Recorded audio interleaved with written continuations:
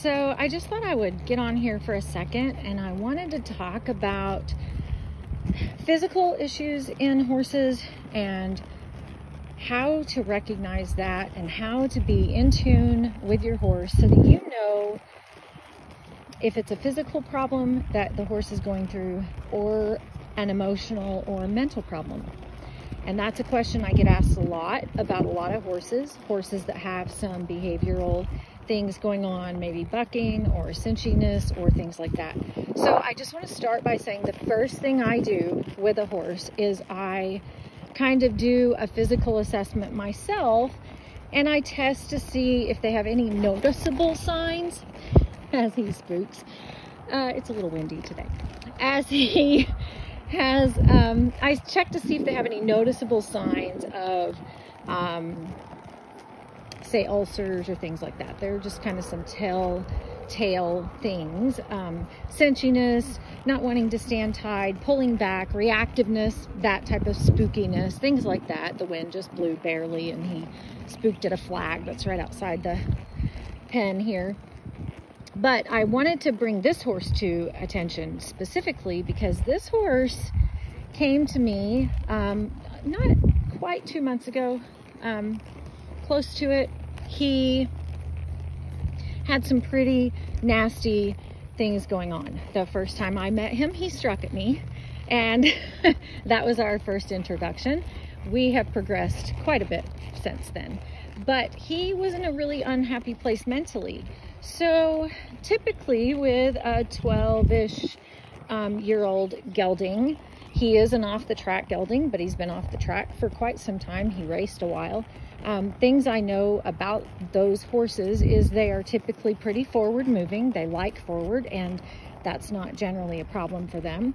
They also are typically pretty well broke. They don't have a whole lot of hang-ups under saddle because they're just used to being ridden. This horse was raced quite a bit, so I usually find them to be pretty pliable.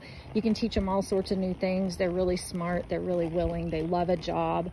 They're kind of busy-minded, but they're just incredibly smart. So knowing all of that about just his breed and his background there, I also know that he was being ridden by a young girl.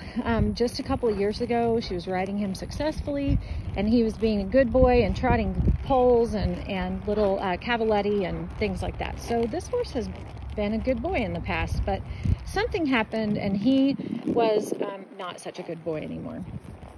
And I think it's important to note that I consulted with other trainer people that I know, and a lot of times I'll do that and I'll kind of say, hey, you know, what do you think about this? This is what I'm running into with this horse. What do you think? And most of the advice I got was, you know, I would put him in a different kind of bit, or maybe I would put a spur on and I would work him into forward and work him up into that bridle.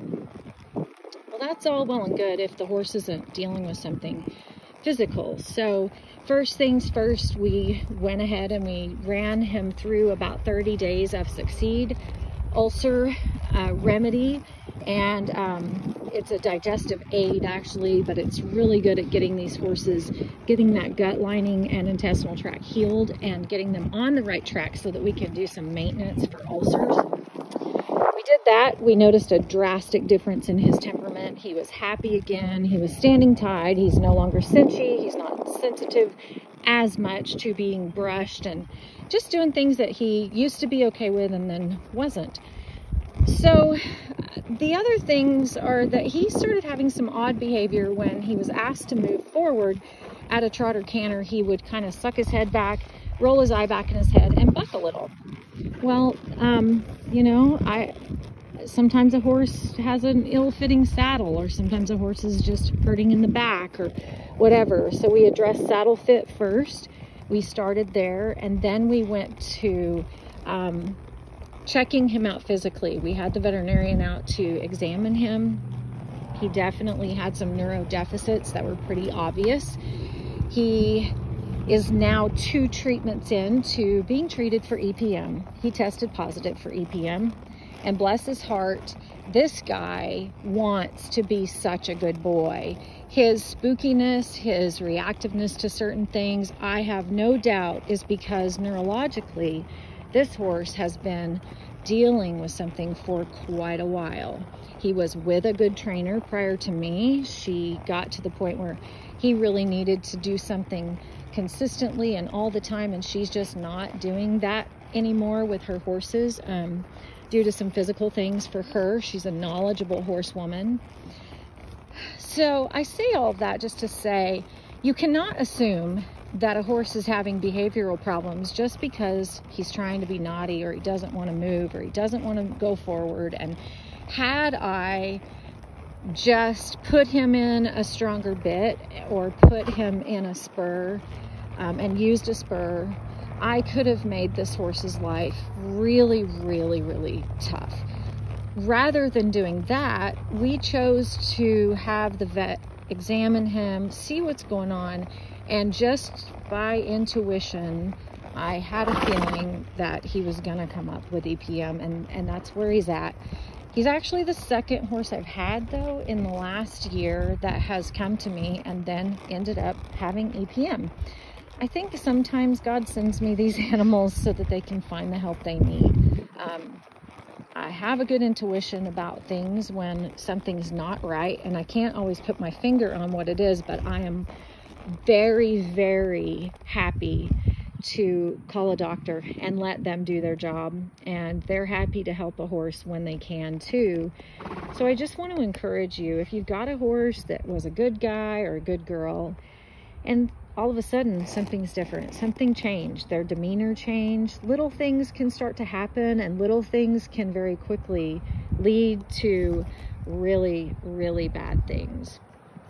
If that's the horse you have, I really encourage you to have the vet look at them, get some diagnostics, see what you're working with so that you can help that horse any way you can, and then move forward from there. This is the first day I've been back on him since he started his treatment. He's only 4 days into treatment, so we're very new. We're only walking right now. We literally just did a little bit of shoulder yielding, hind end yielding, very, very minor things, stopping and standing, and just kind of having me be on his back, working towards the mental state I want him to be in, but also just helping him know that, hey, we're going to help you feel better.